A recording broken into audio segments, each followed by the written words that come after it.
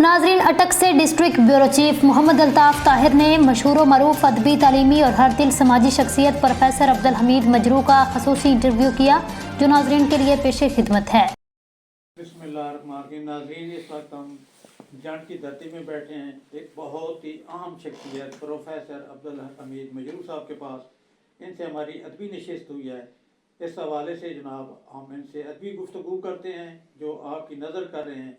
अब्दुल हमीद मजरू साहब, आपको ये कैसे शौक़ पैदा हुआ अदब के हवाले से? देखिए जी, मैं जब पेशावर यूनिवर्सिटी में पढ़ता था तो मुझे उस वक्त से लिखने लिखाने का शौक़ था और मैंने ये रेडियो पाकिस्तान ज्वाइन किया अपने शौक़ के तौर पे।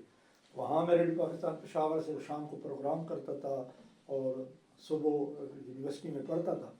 तो वहाँ से मुझे अदीबों शायरों के साथ मिलना उठना बैठना, उस सोहबत की वजह से मुझे भी लिखने लिखाने का शौक़ तो पहले था, लेकिन उस दौरान मुझे इससे ज़्यादा शगफ़ हासिल हुआ और इन लोगों के साथ बैठ कर मुझे इसको मज़ीद सीखने का शौक़ पैदा हुआ और मैंने आहिस्ता आहिस्ता लिखना शुरू किया।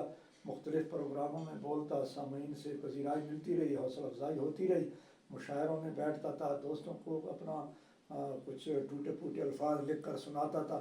लिहाजा वो काफ़ी अच्छा समझते थे और तारीफ़ करते थे। यूँ मुझे हौसला मिलता गया और मैं फिर अल्लाह के फजल करम से ठीक ठाक प्रोग्रामों में जाता रहा। तो आज मैं मयूर साहब, एक इससे पहले कि हम आपका अपना कलाम सुने, कई अवार्ड आपने हासिल किए, अदबी अवार्ड, तो अवार्ड के हवाले से हमारे नाजरीन को थोड़ी सी तफसील बता दें।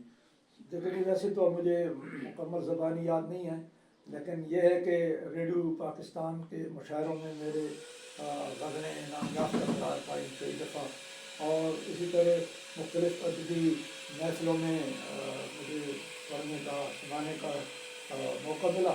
तो मुख्तलिफ़ अदबी हल्कों में भी मुझे पजीराई के तौर पर मुख्तलिफ़ अवार्ड से नवाजा और रेडियो पाकिस्तान से क्योंकि मेरा बड़ा पुराना ताल्लुक़ है, लिहाजा रेडियो पे मुख्तलिफ़ स्टेशन पे भी मैंने अदबी प्रोग्राम किए, मुशायरे किए, मुसालमे किए, मुहर्रम में और रबीउल अव्वल में नात ख़्वानी